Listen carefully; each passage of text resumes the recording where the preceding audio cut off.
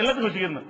இஸ்லாமிய வழக்கத்தில் எல்லாரும் அடக்கம் செய்வார்கள் என்ற காரணத்தினால் முஸ்லிம்களுடைய நம்பிக்கைக்காக வேண்டி இதை ரசூல் ஸல்லல்லாஹு அலைஹி வஸல்லம் சொல்றாங்க. மற்றவங்க இஸ்லாத்துல எரிக்கிற ஒரு வழக்கம் இருந்திருந்தா எரித்து விட்டு நீங்கள் சென்ற உடனே வருவார்கள் சொல்லியிருப்பாங்க. நம்ம எரிக்க போறதுல நமக்கு தானே இதெல்லாம் மற்றவங்க நம்ப போறாங்க. அப்ப எரிக்காத சமுதாயமா நம்ம இருக்கிறதுனால அடக்கம் பண்ண உடனே வருவாங்கிறாங்க. மற்றவங்களுக்கு எப்ப வந்துருவாங்க? எரிச்ச உடனே வந்துருவாங்க. சிங்கம் முடி சாப்பிட்ட உடனே வந்துருவாங்க. அப்படி வச்சுக்கிற வேண்டியது உடனே வந்து என்ன செய்வாங்க? ரொம்ப டைம் எடுக்கான்னு அர்த்தம். என்ன அர்த்தம்? ரொம்ப அதிகமான டைம் எடுக்காது. வச்சுட்டு போன உடனே வந்துருவாங்க. அவ்வளவுதான். வைக்காமலே மேலே வச்சிருந்தீங்களா அப்பவும் வந்துருவாங்க. நீங்க எப்ப முடிவு பண்ணி மேலே வைக்கணும் முடிவு எடுத்தீங்களோ அப்பவே வந்துருவாங்க. அப்படி வந்தவொடனே என்ன செய்வாங்கன்னு கேட்டா இந்த கேள்விகள்லாம் கேட்பாங்க. அடுத்து என்னன்னு கேட்டா கேள்வி கேட்ட உடனே நல்ல பதில் சொன்னவர்களுக்காக ஏற்கனவே அந்த அதிகம் சொல்லி இருக்கிறோம். நல்ல பதில் சொல்லிட்டார்கள் சொன்னா அவங்களுடைய கபர் வந்து விஸ்தீர்ணப்படுத்தப்படும்.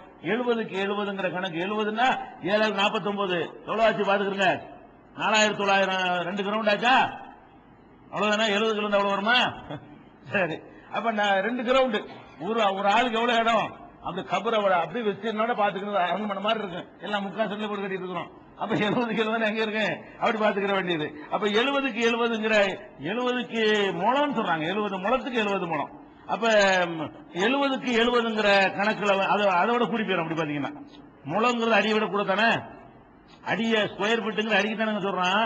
70 முழம்னா 105 ஒரு ஒன்றையாவது ஒரு முழத்துக்கு எவ்வளவு? 1.5 அடியா? 1.5 அடினா அப்ப 70 105 ஆச்சு. 105க்கு 105 ஸ்கொயர் ஃபீட்ல பேசுறாங்க. என்னது 70க்கு 70 முழம் விராங்கிறாங்க. முழத்துலதான் 70க்கு 70 அப்படின்னு பாத்தீங்கன்னா ஒரு 4 கிரவுண்ட் 3 கிரவுண்ட் ஒரு மேல இருக்கு.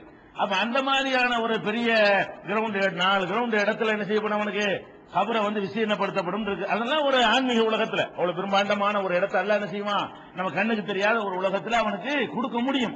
அது மாதிரி வந்து விஸ்தீர்ணப்படுத்தப்படும் என்பதற்கு ஒரு இருக்கிற அந்த விஸ்தீர்ணப்படுத்தி கூட வெறும் பொட்டலா கடந்து நல்லா இருக்கு பாக்குறதுக்கு. விஸ்தீர்ணப்படுத்தி அவ்வளவு இடங்களும் பச்சை பசேல் ஆக்கப்படுமா? அப்பதான் கண்ணு குளிர்ச்சியா இருக்கு. நம்ம ஒரு இடத்த வாங்கி போட்டா கூட அதுல பசுமையா இருந்தா தானங்க பார்க்க நல்லா இருக்கு. இவனுக்கு பெரிய இடத்த கொடுத்துட்டு காட்டுல உட்கார்ந்து கண்டா அவன் வெறிச்சு போயிருவானாலு அது அவனுக்கு பாக்கியமா இருக்காது. அது ரசூல் ஸல்லல்லாஹு அலைஹி வஸல்லம் சொல்றாங்க, யும்லா வலைய ஹலிரன் இலா யௌமி பாதும், திரும்ப எழுப்பப்படுற வரைக்கும் அந்த இடத்துல பச்சை பசேல் என்று பசுமையாக ஆக்கப்படும். 105க்கு 105ல இடத்த கொடுத்து நல்ல கரெக்டான ஸ்கொயரா வரும். 105 105 போது அப்ப அந்த மாதிரி இடத்த கொடுத்து கிராஸ் மூலையெல்லாம் கிடையாது. அது மாதிரி இடத்த கொடுத்து என்ன செய்யலாம்? பச்சை பசேல் ஆக்கி விட்டவுடனே அதுவே பெரிய ஒரு சந்தோஷமா இருக்கு, ஒரு நல்லடியா இருக்கு. இது எங்க இருக்கு? முஸ்லீம்ல வந்து 5115 இருக்கிறது. நபிகள் நாயகம் ஸல்லல்லாஹு அலைஹி வஸல்லம் அவர்கள் கூட இதை பிரத்யேகமா துஆவாவும் கேட்டிருக்கிறாங்க. அபு சலமாவுடைய மௌத்துக்கு போயிருந்தாங்கல்ல, அவ கேட்கும்போது என்ன செஞ்சாங்க? வக்ஸஹு ஃபீ கப்ரிஹி, இவருடைய கபரை விஸ்தீர்ணமாக்க. அல்ல விஸ்தீர்ணங்கிறது கபரை விஸ்தீர்ணமாக்க என்று கேட்டா இந்த 105 105 கேட்கறதுதான். அதான் ஒரு அளவு, அதான் லிமிட் அளவு. அப்ப அவருடைய கபரை விஸ்தீர்ணமாக்கு என்று ரசூல் ஸல்லல்லாஹு அலைஹி வஸல்லம் துஆ செய்தார்கள் அபு சலமாவுக்குன்னு சொல்லி 1528 முஸ்லிம் நூல்ல இடம்பெற்றிருக்கிறது. இதுக்கப்புறம் என்னன்னு கேட்டா அதுல வந்து சரி பெரிய விஸ்தீர்ணமாக்கியாச்சு, பச்சை பசேர்னு ஆக்கியாச்சு. இருக்கா இருந்தா பார்க்க நல்லா இருக்கு. லைட் ஜோதி இருக்கணும்ல, வெளிச்சம் இருந்தா தானே அது பாக்குறதுக்கு நல்லா இருக்கு. அதுக்கு என்ன செய்யறாங்கன்னா ஒரு நவீர் லஹு ஃபீஹி, அவருடைய கபரை ஒளிமயமாகவும் ஆக்குன்னு சொல்லி ரசூல் ஸல்லல்லாஹு அலைஹி வஸல்லம் அவர்கள் கேட்கிறாங்க. அதே துஆவுல உம்மு சலமாவுடைய கணவர் இறந்து போகும் பொழுது ரசூல் ஸல்லல்லாஹு அலைஹி வஸல்லம் ஆறுதல் சொல்லி துஆ செய்வாங்கல்ல, இதை விட சிறந்ததை தான் கேட்க சொல்லுவாங்க. அந்த துஆவுல நவீர் லஹு ஃபீஹி, அவருக்கு ஒளிமயமான ஒரு பிரகாசத்தை ஏற்படுத்துன்னு சொல்லுவாங்க. அப்படி ஏற்படுத்தப்படும் என்று சொல்லி திருமதியில 991 ஏற்கனவே சொன்ன ஹதீஸிலே ஒரு பகுதியாக வருகிறது.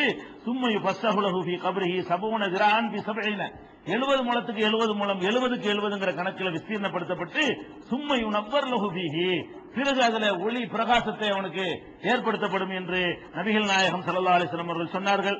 அதே மாதிரி சொன்னார்கள், ஒரு பள்ளிவாசலை கூட்டி பெருக்கக்கூடிய ஒரு அம்மா இறந்து போயிருவாங்க, சொல்லாம அடக்கம் பண்ணிடுவாங்கல்ல, ஏன் எனக்கு சொல்லலன்னு ரசூல் ஸல்லல்லாஹு அலைஹி வஸல்லம் ஆட்சேபணம் பண்ணுவாங்கல்ல. அப்ப கூட ரசூல் ஸல்லல்லாஹு அலைஹி வஸல்லம் சொல்லுவாங்க, இன்ன ஹாலிஹில் குபூர மம்லூஅத்துன் லுல்மத்தன் அலா அஹ்லிஹா, இந்த கபர்கள் என்பது அதில் அடக்கம் செய்யப்பட்டவர்களுக்கு இருளாக அமைந்திருக்கிறது. இருளா இருக்கும். எப்ப பார்த்தாலும் என்னை கூப்பிட்டு நீங்க தொழுவிச்சிருக்க மாட்டீங்களா, ஒளியாவது ஆயிருக்குமப்பா, ஏன்பா அதை விட்டீங்க அப்படின்னு சொல்லி ரசூல் ஸல்லல்லாஹு அலைஹி வஸல்லம் அவர்கள் அந்த சொல்லாம அடக்கம் பண்ணாலுக்காக வேண்டி கேட்டார்கள்ங்கிற செய்தி ஏற்கனவே சொல்லி இருக்கிறோம். இது முஸ்லிம்ல 1588வது ஹதீஸாக இருக்கிறது. இப்படி எல்லா பாக்கியமும் தரப்படும். என்னென்ன கிடைக்குது? போனோன்னு எந்திரிச்சு கேள்வி கேட்கப்படுது, சிம்பிளான கேள்வி தான், நூத்துக்கணக்கான கேள்வி கொடுத்து கஷ்டமெல்லாம் கிடையாது. மூணே 3 கேள்வி, 3க்கும் ஒழுங்கா பதில சொல்லி முடிச்சிருவான். சொல்லி முடிச்சோன்னு சொர்க்கத்துடைய உடைகள் எல்லாம் கொண்டாந்து அணிவிக்கப்படும். சொர்க்கத்துல என்னென்னலாம் படுத்துக்கிறதுக்கு எல்லாம் தருவானோ அந்த மாதிரி விரிப்பெல்லாம் விரிக்கப்படும். இடத்தை நல்ல பிரம்மாண்டமா ஆக்கப்படும். ஒரு பசுஞ்சோலை மாதிரி மாத்தி காட்டப்படும். லைட்டுகள் ஜெகஜோதியாக லைட்டுகள் வேற போடப்படும். இவ்வளவும் போட்டவுடனே அவர் என்ன பண்ணுவாராம், சும்மா இருப்பாரு. அவரு போட்டு தூங்குன உடனே அவர் என்ன செய்வாரா, சும்மா உட்காரு நம் தூங்கு பார்த்துட்டு இதான் உனக்குரியது, பேசாம தூங்குன்னு சொல்லப்படுமா. சொன்னவன அவர் என்ன செய்வாராம், கூட அரிசி உயிராகலி நல்லடியார், நான் வீடு வரைக்கும் போயிட்டு வந்துடுறேன்.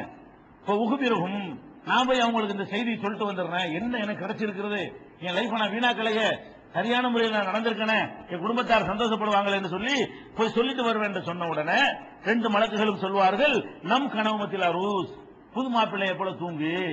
எது மாதிரி தூங்கணு, எது வரைக்கும் தூங்கணு, ஹத்தா யபாசஹுல்லாஹு மின் மலஜைஹி ஸாலிக, இந்த இடத்திலிருந்து அல்லாஹ் உன்னை எழுப்புற வரைக்கும். படுத்துட்டீல, அல்லாஹ் எழுப்புற வரைக்கும் நீ என்ன செய்யணும், புது மாப்பிள்ளை மாதிரி தூங்கு. இடையில அல்லாஹ் எழுப்புவான். இது அவர் தூங்கிட்டே இருப்பாரு. தூங்கிக்கிட்டே இருந்தா அது ஒரு வாழ்க்கையா, கொஞ்சம் எந்திரிக்கவும் செய்யணும்ல. புது மாப்பிள்ளைங்கிறதுக்காக வேண்டி அன்னைக்கு முதல் நாள் படுத்தவர் தூங்கிட்டு இருந்தாருன்னா எந்திரிக்கவும் செய்யணும்ல, அதுவும் நடக்கும். அது இவரே எந்திரிக்க மாட்டாராம். அதுல அந்த ஹதீஸ்ல வருது, அல்லதி லா யூக்கிலுஹு இல்ல அஹப்பஹலிஹி இலைஹி, அவரை யார் எழுப்ப இயலும் என்றால் அவனுடைய பொண்டாட்டி தான் எழுப்ப இயலும். புது மாப்பிள்ளையா இருந்தா 2 பேரும் படுத்துருவாங்க, நண்பர் தேடி வருவாரு, தூங்கிக்கிட்டு இருக்கிறாங்க. யார் சொல்லுவா, இவ்வளவுதான். யாரா அம்மா போய் எழுப்ப முடியுமா, பாப்பா போய் எழுப்ப முடியுமா? புது மாப்பிள்ளைய அவருடைய பாப்பா போய் எழுப்புவாங்களா, அம்மா எழுப்ப, யார் எழுப்ப முடியும், மனைவி தான் போய் எழுப்ப முடியும். அந்த மாதிரி இவனை தூங்கு, உனக்கு நெருக்கமானவங்க மட்டும் தான் உனக்கு எழுப்ப இயலும். அந்த மாதிரி தூங்கு. அங்க நெருக்கமான இப்ப அல்லாதான் எழுப்புவான். இடையில என்ன செய்வானா, இப்படி தூங்க வச்சிடறான். எது வரைக்கும் தூங்குறாங்க, திரும்பி எழுப்புவான, இன்னொரு சூற ஊதி நம்மளை முளைச்சி எல்லாம் கிளப்பி கொண்டு வருவான, அது வரைக்கும் தூங்க. இதெல்லாம் நல்லடியார்களுக்கு உள்ளது. அப்ப நல்லடியார்கள் எல்லாருமே தூங்குறாங்க. தூங்குறதோட என்ன நடக்குதுன்னு சொன்னா, ஒரு 2 டைம் அவனுக்கு எழுப்பு, 2 டைம் சோறு கொடுக்கிற மாதிரி 2 டைம் அவளை எழுப்பி விடப்படுது. அல்லதான் எழுப்புறான். கியாம நாள் வரைக்கும் அவனை தூங்க வச்சிடுறது, தூங்கிக்கிட்டே இருக்கக்கூடாதுங்கிறதுக்காக வேண்டி இடையில முழிப்பை கொடுத்து உண்டாக்குறதுக்காக வேண்டி எல்லாம் என்ன பண்றான்னு கேட்டா, 2 தடவை அவனை அல்லாஹ் எழுப்புறான். எப்படி எழுப்புறான்னு கேட்டா, இது புகாரியில 1379வது ஹதீஸ்ல இருக்கிறது. ரசூல் ஸல்லல்லாஹு அலைஹி சொல்றாங்க, இன்ன அஹதக்கும் இதா மாத்த, ஒரு மனிதர் இறந்த உடனே உரில அலைஹி மகாதஹு பில் கதாத்தி வல் அஷி, காலையிலையும் மாலையிலையும் அவருக்கு மறுமையில் என்ன கிடைக்குமோ அதை எடுத்து காட்டப்படும். எந்திரிங்க வாரு, அதுட்டியா படு. காலையில ஒருத்தர் எழுப்பி அங்க கிடைக்கும்ல, நியாய தீர்ப்பு நாளைக்கு பிறகு நம்மளை எழுப்பி விசாரணை எல்லாம் முடிஞ்ச பிறகு நம்ம கிடைக்கக்கூடிய அரண்மனை, பங்களா, ஹூர்லின்கள், அது இது சோலைகளை எல்லாமே இருக்கும்ல, எல்லாத்தையும் காட்டிட்டு பாத்துட்டியா படுத்துங்க. இப்படி காலையில ஒரு எழுப்பி எல்லாம் என்ன செய்வானா, 2 தடவை காட்டுவானா. உரில அலைஹி மக்காதஹு பில் கதாத்தி வல் அஷி, காலையிலும் மாலையிலும் அவனுக்கு கிடைக்க வேண்டிய ஒரு இடம் எடுத்து காட்டப்படும். இன்கான மின் அஹ்லில் ஜன்னா, சொர்க்கவாசியாக அவன் இருப்பானேயானால் மின் அஹ்லில் ஜன்னா, சொர்க்கவாசிகளுக்கு உரியதை எடுத்து காட்டப்படும். இன்கான மின் அஹ்லின் நார், நரகவாசியா இருப்பான்னு சொன்னா அவனையும் எழுப்பி விட்ட மாறுறா, பத்தியா பாம்பு பத்தியா நெருப்பு பத்தியா இதான் உனக்கு அப்படின்னு சொல்லி உங்களுக்கு என்னென்ன கிடைக்குமோ அதெல்லாம் எடுத்து 2 தடவை எல்லாம் எடுத்து காட்டப்படுமா. எது வரைக்கும் இப்படி காட்டுவானா, ஹத்தா யபாசகல்லாஹு யௌமல் கியாமா, கியாமத்தினால அல்லாஹ் எழுப்புற வரைக்கும். அப்ப தூங்குறாங்க. நல்லடியார்களை பொறுத்த வரைக்கும், நல்லடியார்களை தான் முக்கியமா பாத்துருக்கோம். இடையில கெட்டடியார் சேர்ந்து வருது இந்த ஹதீஸ்ல. நம்ம நல்லடியார் தான் பாக்குறோம். நல்லடியார்களை பொறுத்த வரைக்கும் இந்த 3 கேள்விக்கு பதில் சொன்னவன உங்களுக்கு எல்லா விதமான இன்பங்களும் கொடுத்து அவங்கள தூங்க வச்சிடறான். அல்ல அது கூட ஏன் தூங்க வைக்கிறான், வீட்டுக்கு போறேங்கிறாங்க. டெய்லி கேட்டுட்டு இருப்பாங்க. அப்புறம் வீட்டுக்கு போறேன், வீட்டுக்கு போக ஏழுமா, அதான் திரைமறை உண்டு அல்ல ஆக்கிவிட்டாங்க. இனிமே இங்க வீட்டுக்கு போறது அங்க இருந்து வர இயலாது, வர முடியாதுன்னு எல்லாம் முடிவு செஞ்சிட்ட காரணத்தினால இந்த ஆள் நடக்கக்கூடாது கேட்கிறாரு. முடியவே முடியாது, யாரையும் திருப்பி அனுப்ப முடியாது. அந்த இவர் கைவிட்டே இருப்பாருன்னா தூங்க வைக்க, தூங்க சாமி தூங்கு அப்படின்னு சொல்லி என்ன செய்யறாங்க. பிள்ளைகள் ஏதாவது கேட்கும் தூங்க சொல்லுவோம்ல, ஏதாவது அடம் பிடிச்சிட்டு அது வேணும் இது வேணும் கேட்டா நம்ம கொடுக்க விருப்பம் இல்லைன்னு சொன்னா செய்வோம், கட்டிக்கிட்டு ஒரு ஆட்டிக்கிட்டு தூங்குன்னு ரூமா இல்லையா, அந்த மாதிரி ஒரு வீட்டுக்கு போறேன்னு என்ன செய்யறாங்க, தூங்கு. அதே நேரத்தில் எழுப்பி என்ன செய்யறது, தூங்க கலந்து எந்திரிப்பாரு, அப்படி பாப்பாரு, மறுபடியும் தூங்கு. அந்த பார்த்து ரசிக்கிறது அவருக்கு கிடைக்கிற இன்பம். சொர்க்கத்துக்கு போற வரைக்கும் பார்த்து ரசிக்கிறது அவருக்கு தண்டனை, வேற தண்டனை இருக்கிறது. இன்பத்தை பொறுத்த வரைக்கும் இவ்வளவுதான்.